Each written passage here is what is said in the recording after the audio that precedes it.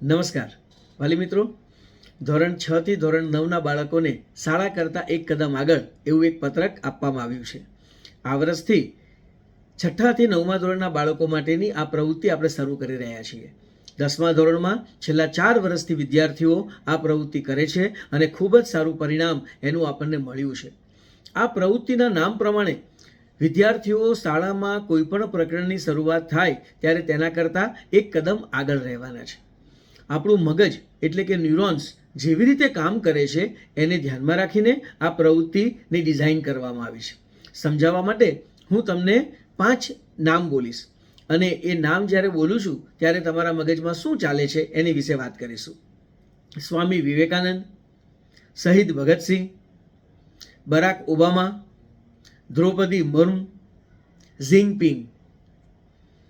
આ નામ હું જ્યારે બોલ્યો ત્યારે સ્વામી વિવેકાનંદ બોલું છું ત્યારે દરેકના મગજમાં સ્વામી વિવેકાનંદ વિશે જે કંઈ પણ કનેક્શન હશે એ તમારા સ્મૃતિપટ ઉપર આવશે. કોઈકે સ્વામી વિવેકાનંદનો ફોટો દેખાય, કોઈકને સ્વામી વિવેકાનંદનું પુસ્તક દેખાય, કોઈકને સ્વામી વિવેકાનંદનું સ્ટેચ્યુ દેખાય. સ્વામી વિવેકાનંદને લગતી જે કંઈ પણ માહિતી આ અગાઉ તમે જોઈ છે, વાંચી છે, સાંભળી છે, એ માહિતીનું કનેક્શન તમારા ન્યુરોન્સ તમારી સામે લાવતા હોય છે.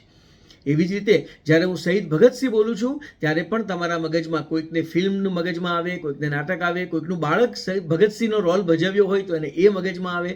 સ્મૃતિપટ ઉપર તમે આ બધી વસ્તુઓને જોઈ હશે.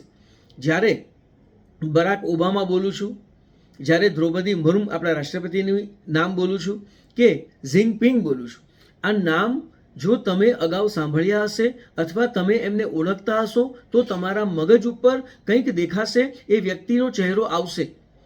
પણ જો તમે બરાક ઓબામાનું નામ પહેલી વાર સાંભળી રહ્યા છો તો તમને તમારું મગજ કોઈ કનેક્શન આપશે નહીં.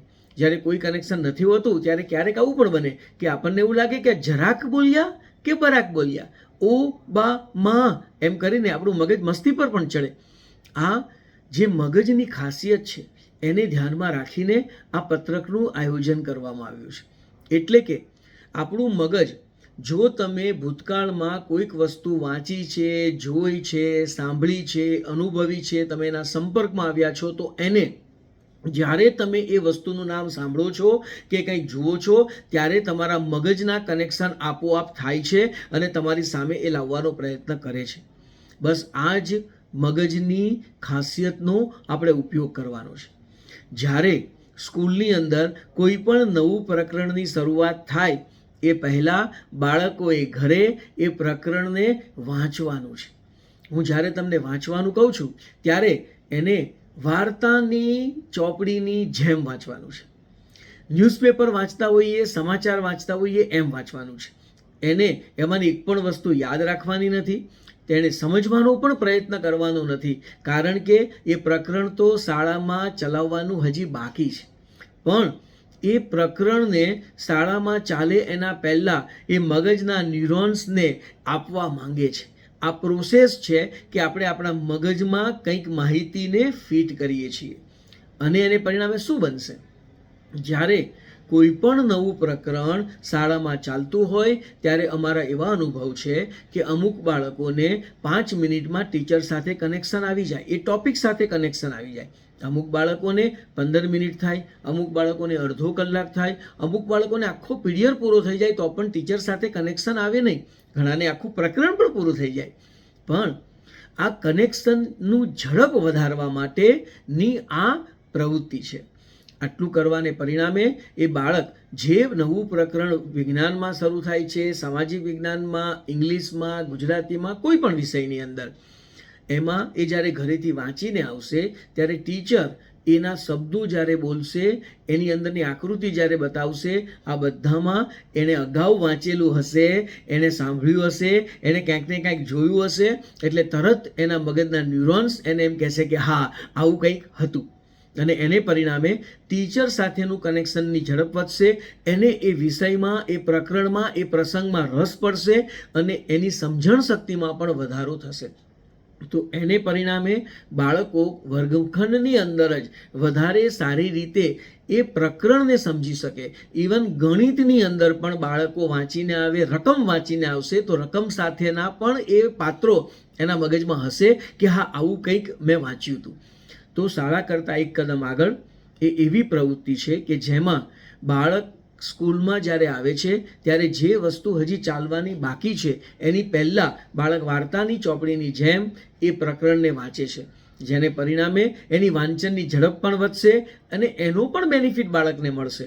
તો આમ આપણે બાળકોને સ્કૂલમાં કોઈ પણ પ્રકરણ શરૂ થવાનું હોય એની પહેલાં ઘરેથી વાંચે એની માટેનો સપોર્ટ કરીશું. સ્વાભાવિક છે, ગુજરાતીમાં કાવ્ય નાનું હોય, પ્રકરણ એટલે કે કોઈ પાઠ હોય તો 2 કે 3 પાનાના હોય, કોઈ 4-5 પાનાના હોય. જ્યારે વિજ્ઞાનની અંદર, સામાજિક વિજ્ઞાનની અંદર પાઠ લાંબા હોય, પ્રકરણ લાંબા હોય. તો આવા સમયે એવું બને કે કદાચ આખું પ્રકરણ બાળકનું ન વંચાય, પણ સ્કૂલમાં ટીચર જ્યારે કોઈ પણ નવા પ્રકરણની શરૂઆત કરે છે ત્યારે એક જ દિવસમાં આખું પ્રકરણ તો વિજ્ઞાનનું કે સામાજિક વિજ્ઞાનનું ચાલવાનું નથી.